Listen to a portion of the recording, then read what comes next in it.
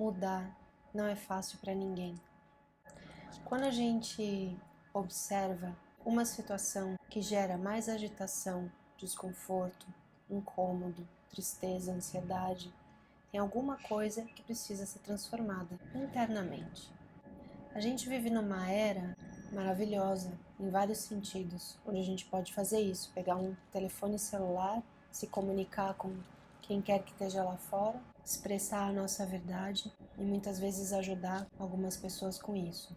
Porém, as pessoas passam muitas horas nas redes sociais observando pessoas em suas melhores versões, nas fotos somente nos melhores lugares, fazendo as melhores coisas. E aí a pessoa olha para a vida dela e fala: gente, minha vida é um lixo, porque eu não sou nem tão bonita, nem tão bem-sucedida, nem tão feliz, nem tão culta, nem tão o que for. Essa comparação nada mais é do que um pensamento na sua mente. Como que os pensamentos na nossa mente atuam? Eles podem ou te tranquilizar ou podem te agitar emocionalmente. Um pensamento de gratidão é um pensamento. Você está gerando uma onda mental. Acontece que aquela onda mental, ela tem um tipo de vibração. Uma onda mental de raiva ou de insegurança ou de insatisfação tem uma outra vibração e, portanto, gera outros efeitos no seu sistema. E esse tipo de vibração está gerando um estado mental e emocional desequilibrado, como é o caso da depressão, onde muitas vezes a pessoa não consegue, literalmente não consegue sair da cama, não consegue se relacionar, não consegue fazer as pequenas ações que poderiam transformar a vida dela. Eu tenho que falar a verdade. E a verdade é, procurar uma prática de yoga significa que você vai chacoalhar. Imagina um vidro que toda a areia decantou, está lá no fundo, toda a sujeira. Essa sujeira são os seus sanskaras, aqueles agrupamentos de pensamentos, de tendências, as coisas que você costuma fazer, né? E repete, e repete. É como se você estivesse num quarto que você achava que estava limpo, só que na verdade não tinha luz suficiente. Quando você coloca a luz, você fala: meu Deus, quanta sujeira estava acumulada aqui. Vamos começar a mexer. O que que serve? Ó, dentro dessa sujeira aqui, o que que serve ainda? Esse aqui, isso aqui é legal. Se eu limpar um pouquinho, der uma ajustada, isso aqui ainda me serve. Pode voltar para a prateleira. Isso aqui não. Isso aqui é lixo. Esse trabalho é seu. Na minha experiência, quando uma pessoa está dentro de um círculo vicioso de pensamentos que alimentam aquele sistema, não existe solução mágica. Não existe yoga que vá dar conta da sua depressão se você mesma não desenvolver a autoconsciência. Porque sem autoconsciência, você não consegue perceber os seus loopings de repetição, os seus padrões de pensamento, aquelas historinhas que você está contando para você mesma e que estão te mantendo refém desse estado mental / emocional. Para solucionar isso, não tem outra forma. Você pode utilizar a medicação. A medicação vai te curar? Não, não vai. A medicação vai suprimir um pouco dessa insatisfação que você sente. Em geral, o que eu noto nessas pessoas com as quais eu converso, normalmente elas estão num estado de objeção em relação ao mundo.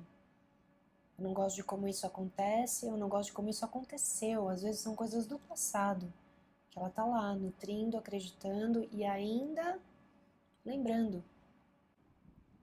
Eu quero dizer com isso que, se você mesma não estabelecer uma prática regular, não adianta a gente fazer uma prática incrível hoje, 1h30, e durante 2 semanas não fazer mais nada, não se auto-observar, não perceber os nossos pensamentos, como é que a gente está respondendo ao mundo.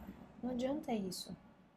Então é isso que eu falo para as pessoas que me procuram como se yoga fosse a tábua de salvação. Gente, não é. O que a gente vai fazer aqui é um caminho de autoinvestigação. Se você quer sair da depressão, você precisa retirar de dentro de você aquilo que causou a depressão. Um remédio não vai fazer isso. Então, como a gente faz? Primeiro, autoconsciência. Segundo, conhecimento. Você tem que saber quem é você.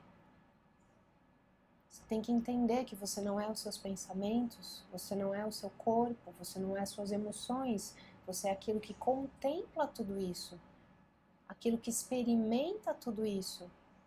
Então, se você é uma pessoa que prefere nesse momento não olhar para esses padrões de pensamento, não fazer o seu trabalho, que ninguém pode fazer por você, eu digo, não adianta yoga.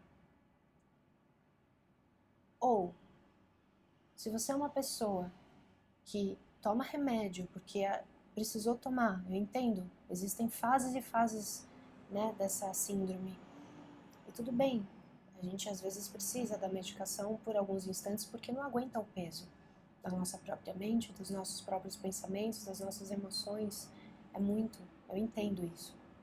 Porém, a gente precisa tomar a responsabilidade pela nossa saúde, especialmente a nossa saúde mental. Observar o tempo inteiro que pensamentos eu estou nutrindo, em quais eu estou acreditando, o que me limita.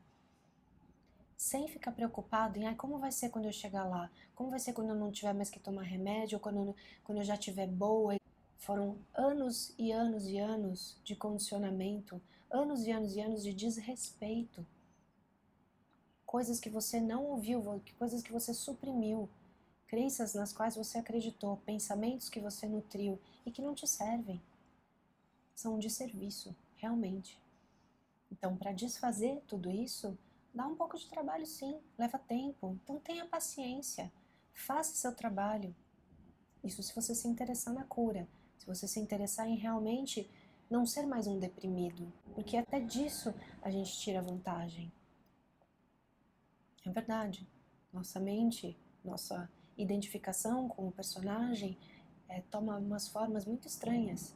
Muitas vezes a gente utiliza a doença como uma forma de ganhar atenção, de ser especial, de não comparecer nos eventos.